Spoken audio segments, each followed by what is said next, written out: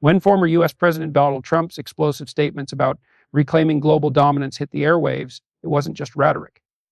The tone was sharp, the intent aggressive. Hidden between his words was a veiled threat to target nations seen as unstable alliances or strategic failures. Nigeria's name quietly surfaced in that shadow list. Within hours, intelligence reports suggested unusual communications between the Pentagon and key African command bases. U.S. reconnaissance drones were spotted near the Gulf of Guinea, their high-altitude sensors scanning deep inland territories.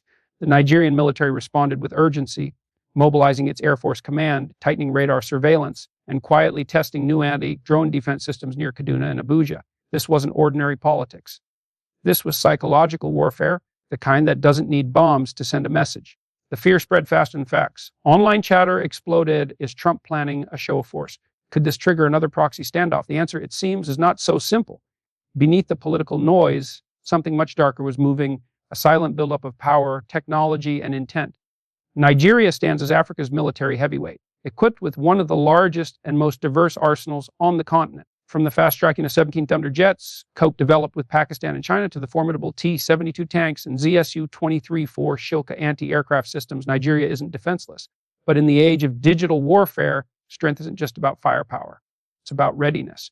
Since Trump's threats resurfaced, satellite imagery has shown increased movement around Nigerian Air Force bases. Jet squadrons in Kano, Maiduguri, and Makurdi are conducting continuous readiness drills.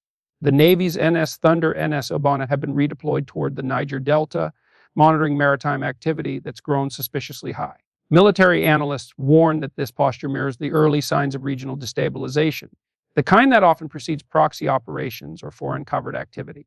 And that's what makes Trump's rhetoric so dangerous. His words ripple into global action. Every phrase, "we must reassert dominance" or "no weak ally survives this time," sends tremors through defense ministries worldwide. Nigeria's generals aren't sleeping. They've seen how global threats can twist into local chaos overnight. Then came the leaks.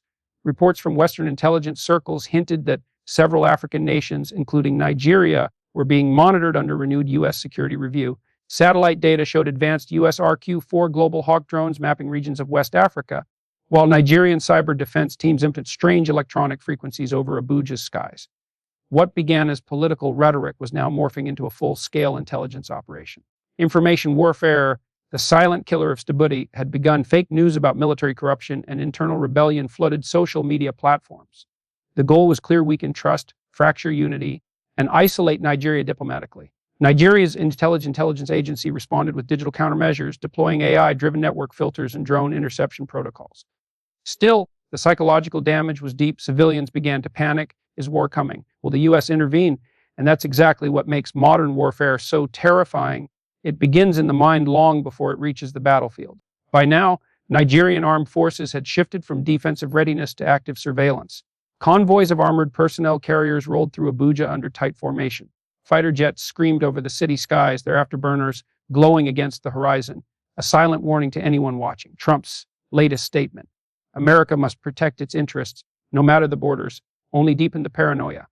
Could Nigeria become a target in a geopolitical power play? Military experts speculate that any demonstration strike, even symbolic, could destabilize West Africa instantly. With oil pipelines, tech hubs, and major trade routes at stake, the risk was enormous. As military communication lines buzzed, Nigeria's allies, including China and Turkey, quietly extended support.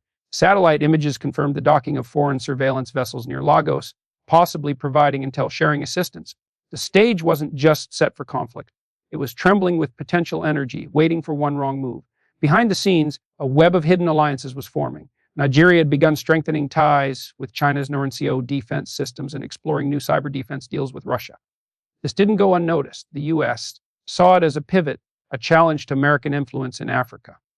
Trump's inner circle, still echoing his nationalist rhetoric, began pressuring policymakers to tighten the leash on African trade and tech partnerships.